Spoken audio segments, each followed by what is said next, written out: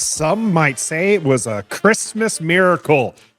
Is RFK back on the table? Are we going back to DC? We've got your answers right here on Ref the District.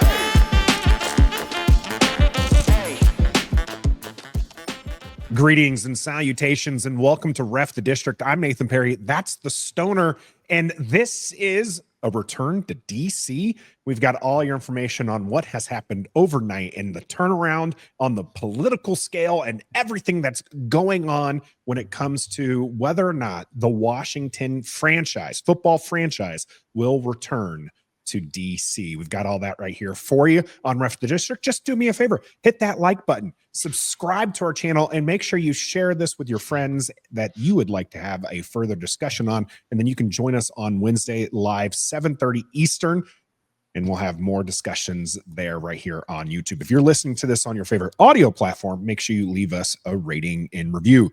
Ref the District is brought to you by Bet Online, who continues to be the world's most trusted betting platform and your number one source for online betting. From the earliest odds to in-game live betting, Bet Online provides you with all the action and the ability to watch the games as they happen. With the largest selection of odds on everything from football, the NBA, college basketball, NHL to UFC, head to Bet Online today. And don't forget to use the promo code BELIEVE, BLEAV, for your welcome bonus on your first deposit. Bet Online, the game starts here. We're also brought to you by Don't Sleep Energy, local company, DC, DMV company. You got to head over to don'tsleepenergy.com. Use the code DISTRICT. Get yourself 10% off your entire order. We appreciate the fine folks over there at Don't Sleep Energy as well. And don't sleep on Josh Harris and the work that he's been doing to get this franchise back to DC. This might be the feather in his cap. This might be the biggest coup that he is able to pull. We've seen some information there, Stoner, when it comes to that. And of course, we're going to talk about all of that right here today. Just right now, what are your overall thoughts on this being a possibility, which late afternoon yesterday looked like it wasn't going to be? Yeah, it looked to be dead yesterday, but I have little mixed feelings. I totally get why everybody wants the stadium back in DC. This is the Washington Commanders. It's not the Maryland Commanders. Maryland has Baltimore. So I totally understand that people want this back in Washington, D.C. But I have a love affair, believe it or not, with FedEx, or what's now Northwest Stadium. Because before I was a fan, I moved to this area, to the D.C. area, and moved just a mile from the stadium. And my buddies and I used to get up in the morning back when we were in terrific shape, back young whippersnappers. And we used to go early in 4 o'clock in the morning and run to the stadium and run up and down the stairs. And it was just a part of our daily life. And then, on game day, my wife and I would walk up to the stadium and soak in that energy from the tailgates and the Redskins games. And remember, that was before like Ticketmaster and StubHub and all that. And we didn't think we could get tickets. Remember the whole 30,000 wait list? Yeah. Wait list right? Forever and a day. Yeah. Yeah. And so we never thought that we could get tickets. So we never tried to go to a game, but we just started soaking it up. And then I got tickets to one game. And you know what game it was, Nathan? It was 2001, Marty Schottenheimer. The team was 0-5. They were playing Carolina at home. They were down 14-0 in the second half. And LeVar Arrington returned an interception for a touchdown. And they ended up doing well the rest of the year, finishing 8-8, if you remember. So started and then Marty got fired, yeah. And then Marty got fired. And then who came in? Steve Spurrier. Spurrier and all his Florida guys, and I'm a Florida guy. And that began my love affair with the Washington Redskins franchise. And it had a lot to do with FedEx, with Landover, with that whole area.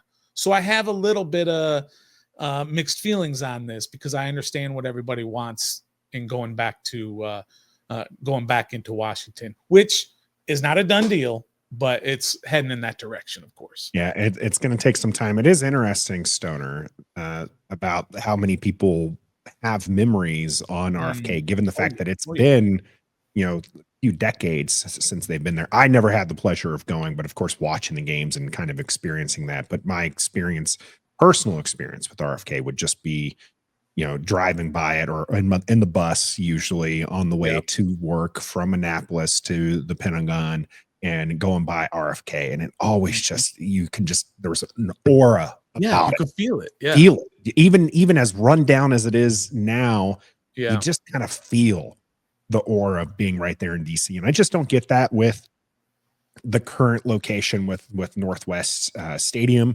They could redo it and they could be doing some things, and that'd probably be my second place. But that's also just because when I lived in Annapolis, it was 30 minutes down the road, It's which quick.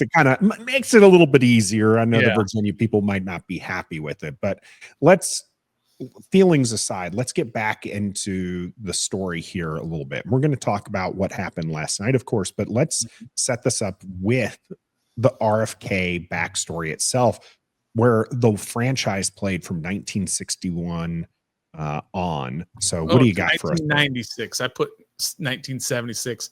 Obviously a typo, to 1996. 96. Yeah. So, I mean, RFK was the home of the Redskins, home of everything good about this franchise that we all remember, all happened at RFK, right there, downtown Washington, D.C., or on the outskirts, but still you're in the District of Columbia. And that's where all the winning was. That's where the 3 Super Bowls happened. The teams were right there. That place was rocking. People feared going to that stadium. Other teams did, because the way it was built, the stands were right on top of the players. And all of those Redskins from back in the day would talk about it. They would say how much that home field advantage was to them winning and being a successful organization. Yeah, and I was just going to say, you go all that time, Nathan, of winning Super Bowls in one particular stadium, that cements it for a lot of people. Yeah, there's a lot of cool things. Like I said, never personally getting there, but when you're watching the videos and you're watching the fans go crazy and you can see the stands, shaking visibly. Oh yeah. RFK was built in the time where the stadiums that were being built were supposed to be multi-purpose. You could have your baseball games there, your NFL football games there. They wanted it to be kind of a multi-purpose. Those have gone the way, which is why we moved away from RFK in 1996. But there was a little bit more to that, right? Like that wasn't the only reason, was because it was an old stadium, but staying in DC wasn't an option really for the franchise. Yeah, and just as we're going to find out about with what's going on now, politics played a huge role in why they ended up moving out to Landover, out to the Maryland suburbs outside of DC. Not far outside of DC. It's like 7 miles outside of the city limits of DC. But Jack Kent Cooke, who's here in this picture right below here, I guess it's over there, he made deals, right, to move the team out into the suburbs. Because why? Because he got a lot of money for it. He got a lot of tax breaks. He got everything that he wanted in terms of a billionaire getting even more money. And a billionaire in 1996 was a really, really big deal. So it's no different really in that somebody offered a sweet deal and Jack Kent Cooke, he took it because why not? Because the money was there for him. And so they ended up moving out in 1997 into what is now Northwest Stadium. It was FedEx for a long time. That's what we remember. Before that, it was Jack Kent Cooke Stadium. And that's what became of the franchise's home base and really started that steady decline from the proud Washington organization to what it was up until about a year and a half ago, or whenever it was that Josh Harris bought the team, and has completely changed the trajectory of this franchise in a billion positive ways. Yeah, it's really exciting to see stuff happening. Let's move on to the politics. So most people might not have been awake when this happened, but there was the continuing resolution, government shutdown looming, all this kind of stuff happening in the background of this. And they tried putting an RFK portion and the only part of the bill here, and there was some misinformation that was going around. The only part of the bill that the RFK thing was in was just to give the land back to DC to allow them to negotiate, right? Like giving them the ability to decide what to do with that land. Elon Musk and a few others started kind of throwing out some misinformation that there was going to be billions of dollars of federal dollars going to the purchase of the stadium deal and everything like that. And they tanked that one. And so it looked like it wasn't on the table. Yep. No, And you nailed it. Yeah. You nailed it, Nathan, in that there was no money that was going from the federal budget to Washington, D.C. in this deal. Like you said, all it was to give D.C. control of the land. And maybe there's some little nitpicking there to be able to say, well, if they're going to get control, then maybe they should give us some money. They should give the federal government some money back. And that's what I think a lot of people didn't like about it. But still, when one of the most influential people on social media, Elon Musk, goes out there and he says that or he retweets somebody that says there's a $3 billion stadium funded measure in this bill, and the federal taxpayers are going to be on the hook for this. And Elon Musk says this should not be funded by taxpayers. That misinformation changed everything. And everybody out there, the American public said, this is ridiculous. Why are we funding a $3 billion stadium for the Washington Commanders?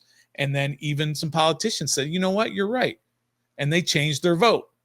So it got taken out of the continuing resolution, did not pass. So in the one that did pass, this was not in there. The bill to give DC control of the land was not in there, and it passed. And everybody went to bed thinking, well, we got to wait like 3 months now, right? Because that's when the next CR is up, and that's when you can make the next deal. So, man, this sucks. We don't know what's going to happen. Then you wake up in the morning and you find out that they passed a separate bill, unanimous legislation, which has to be unanimous, Nathan. When you do it separate, it has to be 100-0. It has to be in with the Senate. So it was, which is interesting because two of the people that have to vote to pass it are two Maryland senators, right? And obviously there's some stuff going on behind the scenes to give those Maryland senators who want the stadium in Maryland, in Landover, their concessions have to be made to them for them to be able to pass this bill. So it's crazy. It's politics, but sure enough, it got passed to where now it goes to the president. The president has to sign it first. That's a step, but he will, right? He's going to sign it. But just the politics that happens with all this stuff makes you want to just go and makes your head explode. Yeah, and we're not done with the politics either. We're going to get to what happens next in a little bit. But as far as the CR is concerned and what the politics were at play here, the Maryland senators went along with this because the concessions were already given. And of course, they could have been brats and they could have been like, no, never mind, we're not going to take it. But they did a handshake deal. Right. And this is something that we've seen Josh Harris going into Congress and having some backdoor, talks and stuff, and the sausage being made and whatnot. But the Maryland received a couple things in the CR, right? They received funding for the bridge.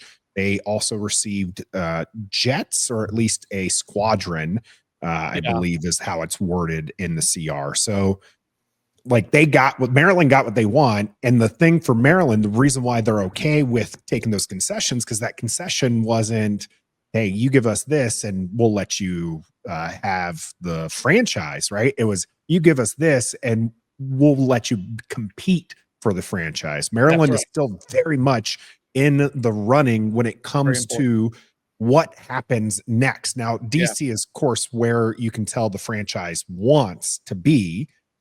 And there might be, Josh Harris might just make every bit of concession just to get it back in DC. But much like his predecessor two before, the Cooks, they're going to take the best deal. And Maryland might be able to offer that. So what does happen next, Stoner? Yeah, it's a big thing, as I kind of mentioned earlier, that first the president's got to sign this legislation, which, like I said, he will sign it. There's no reason for him not to, but that's a formality. But then, obviously, Mayor Bowser, who, again, you see down here, I always get it wrong. You see down here in the corner, the mayor of D.C. has to make a deal with Josh Harris and the organization to come up with a plan to build a stadium in D.C. That's a whole nother set of hurdles. That's a whole nother mountain to climb. But if they're going to do all of this political stuff behind the scenes, and the people at the NFL, the lawyers with the NFL and the Commanders organization, they're all involved in the stuff that's going on behind the scenes to get this legislation through. Why? Because everybody wants the stadium there in DC. So there's almost like a handshake deal saying, look, we want you to do this because we want to put a stadium in Washington, D.C. Mm-hmm. Now they just got to figure out the numbers. And so then the mayor has to come up with a plan. And she's been talking about how she's had a plan for years now of how they're going to make this work. And once they agree on it, then it's got to go through the D.C. City Council. And there's 13 members there. They got to get a majority. They don't have to do unanimous. It's going to be difficult. If you remember back when the Nats were trying to get a stadium and everything in DC, barely passed 7-6. So there's still a lot of political stuff. There's still a lot of business stuff that has to go on. But the Commanders put out a statement. Mark Ein put out a statement. Magic Johnson put out statements. They're not putting out statements for Maryland. They're putting out statements for Washington, D.C. and the opportunity to have a stadium there for the Commanders. So I predict myself, Nathan, I'll let you say who you predict. I think it's about a 99% chance that the stadium's going to end up in DC at this point. It does seem to go that way. And you mentioned Josh Harris's statement. I'm going to read it here from the team page. We are extremely grateful that our elected officials have come together on a bipartisan basis to give Washington, D.C. the opportunity to decide the future of the RFK Stadium site. This bill will create an equal playing field so that all potential future locations for the home of the Washington Commanders can be fairly considered and give our franchise the opportunity to provide the best experience for all of our fans. Mm-hmm. It definitely seems, Stoner, that when you're talking about where the stadium's going to go, all the stuff that's been happening, I mentioned already, Josh Harris, I think, is pushing to get it to DC. Yeah, and Maryland is going to have to do something way over the top. Yeah. And there's some more politics at play, right? The constituents in DC, they have to be willing to take on the tax burden and what comes with that. You're going to have PSLs, private seat licenses and all that, personal or private seat licenses and stuff to help, build this thing. There's a long way to go. I think we're probably not seeing it until the 2030s at the earliest, but we're probably going to see a deal in place here within the next year or two, which is exciting because this has been in the works now for 5 years. This has been going for a while. It seems like the Harris group is very interested in getting it done soon. My guess is that it will be in DC. I agree with you, Stoner, in the sense that they do not go through all of this to push to make DC a contender if it wasn't a desired location. And, if they end up in Maryland after this, it is because DC couldn't come to the table and actually produce, right? That's it. Yeah. It's the only reason why it ended up in Maryland. Sorry to our Virginia fans. I know you guys are all excited, but Virginia has been long out of the running, and Virginia has its own complications when it comes with this. You have a governor who can only serve one term, which makes long-term deals like this hard to kind of keep in place. And so to me, it goes DC, Maryland, and then Virginia, and we'll see how things kind of shake out with there. But it looks like Washington football franchise. And I say it that way because who knows what they're going to be called upon a move. I don't think they'll go back to Redskins, but it definitely seems like with all the moving parts right now, and if they can get the football product to improve, maybe we will see a little name change again. Yeah, there's no chance that Josh Harris was just sitting back at home or whatever watching all of this unfold. Him and his staff and his people and his lawyers and all that were all right in the middle of that. You don't think Roger Goodell's lawyers from the NFL were in there and trying to help this deal along as well? They're all it's good for everybody to get the team back into Washington. They're not just sitting back and waiting for it to happen. They're making deals because let's be honest, what do these these senators who stayed up past 1 o'clock in the morning to get this legislation passed, what's in it for them? There's nothing in it for them other than some deals going on behind the scene. They're not just saying, "Hey, let's see if we can push some legislation through at 1 o'clock in the morning." No, they're getting pushed to do that. And so I think it's definitely going to end up back there in Washington, D.C., and it's going to be good for fans. It's going to be good for the organization. We'll see if it's going to be just a stadium or a complex, or are the headquarters going to be there? They're going to stay out in Ashburn, where they're on some really, really valuable land out there right now. So who knows if they're going to want to move? That's all in the future. But right now, the biggest, most important, most exciting thing is that the DC government now has control of the land where RFK is, and they can make a deal with the Commanders to potentially build a stadium and bring the team back into the district where it belongs. Absolutely. And right now, I need you listening or watching to hit that like button, subscribe to the channel, and make sure you share this and join the conversation on our flagship program, 7:30 Eastern on Wednesdays. We appreciate you listening. Make sure you comment here on this video if you're watching it on YouTube. Where do you think it should go? What do you think about all the dealings and wheelings and dealings and everything like that happening after hours? Unless you're a night owl. We're two old guys. We went to bed at a reasonable time last night. Let us know here in the comment section. I'm Nathan Perry. That's The Stoner. We're brought to you by Don't Sleep Energy and Bet Online. And until next time, dare I say, hail to the Redskins? Be a fan.